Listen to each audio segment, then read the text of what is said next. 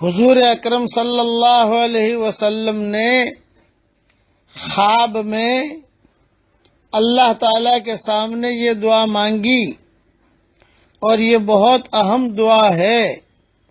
اللہ تعالیٰ نے خود نے ارشاد فرمایا، نبی جی مانگو مجھ سے، تو حضور صلی اللہ علیہ وسلم نے یہ دعا مانگی، اور پھر حضور نے دعا مانگنے کے بعد صحابہ کو یہ کہا کہ یہ دعا حق ہے، لہذا اسے سیکھنے کے لیے بار بار پڑھو، یعنی بار بار یاد کر کے اسے یاد کر لو، پڑھ کے اسے یاد کر لو۔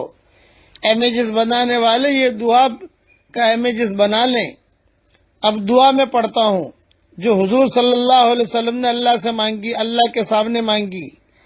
اللہم، میرے ساتھ پڑھتے جائیے، اللہم انی اسألک فعل الخیرات وترک المنکرات وحب المساکین وان تغفر لی وترحمنی وَإِذَا أَرَدْتَ فِتْنَةً فِي قَوْمٍ فَتَوَفَّنِي غَيْرَ مَفْتُونِينَ وَأَسْأَلُكَ حُبَّكَ وَحُبَّ مَن يُحِبُّكَ وَحُبَّ عَمَلٍ يُقَرِّبُ إِلَى حُبِّكَ۔ یہ دعا اللہ کے سامنے حضور صلی اللہ علیہ وسلم نے مانگی ہے، اور حضور نے پھر ارشاد فرمایا، اس دعا کو سیکھ لو، اس دعا کو سیکھ لو، یہ بہت اہم دعا ہے۔ تو سب سے بڑی فضیلت تو یہ کہ حضور صلی اللہ علیہ وسلم نے مانگی، ان کی زبان سے جملے نکلے۔ دوسری فضیلت یہ کہ اللہ کے سامنے مانگی، اللہ نے کہا مانگو تو حضور نے یہ دعا مانگی۔ اس لیے یہ دعا کے امیجز بنا لے، اور جیسے جو جملے میں نے کہے وہی جملے رکھنا، اور کوئی جملے آگے پیچھے مت کرنا۔ یہ حدیث ترمذی میں ہے۔ اب ترجمہ بھی پڑھ لیجئے میرے ساتھ۔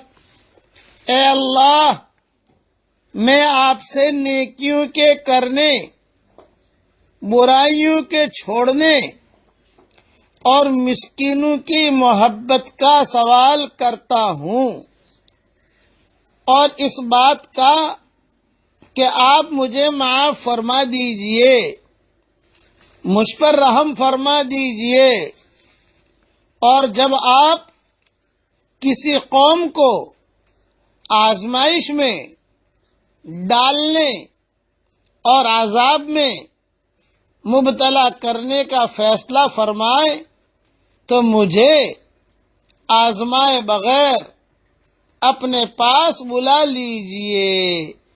یا اللہ، میں آپ سے سوال کرتا ہوں آپ کی محبت کا، اور اس شخص کی محبت کا جو آپ سے محبت رکھتا ہو، اور اس عمل کی محبت کا جو آپ کی محبت سے مجھے قریب کر دے۔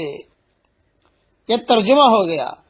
اور اس حدیث کے آخر میں حضور صلی اللہ علیہ وسلم نے ارشاد فرمایا، یہ دعا حق ہے، لہذا اسے سیکھنے کے لیے بار بار پڑھو۔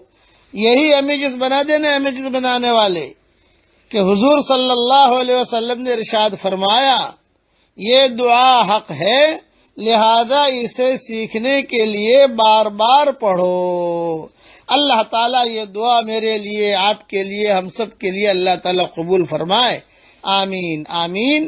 والسلام علیکم ورحمۃ اللہ وبرکاتہ، وآخر دعوانا ان الحمدللہ رب العالمین۔ یہ بہت لمبی حدیث ہے، اس لمبی حدیث کا ایک ٹکڑا میں نے خالی بیان کر دیا ہے۔ یہ ترمذی شریف میں یہ حدیث ہے۔ وآخر دعوانا ان الحمدللہ رب العالمین۔